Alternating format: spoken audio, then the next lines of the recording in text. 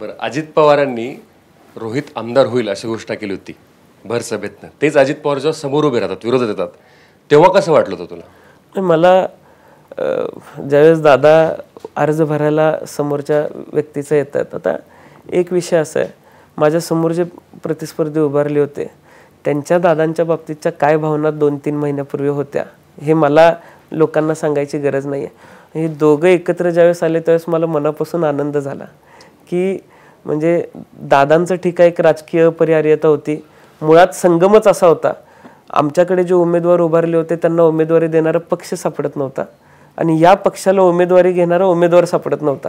या गोष्टीतून तो संगम घडला होता.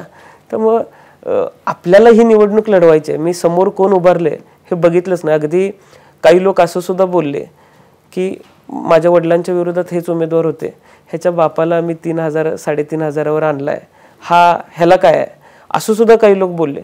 पण या सगळ्या गोष्टींकडे लक्ष न देता आपण या निवडणुकीत उभारलो तर आपल्याला जिंकायचं या तयारीनं आम्ही लढलो.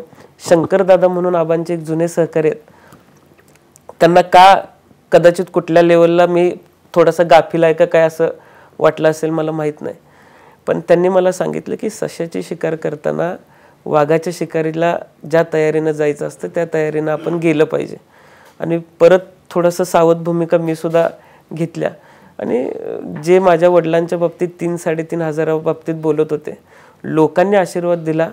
म्हणजे माझं अजून सुद्धा मत आहे, बोगस मतदान जर झालं नसतं तर 30-35 हजाराचं मताधिक्य आम्हाला मिळू शकलं असतं. 10 पट अधिक लोकांनी मला आशीर्वाद दिला.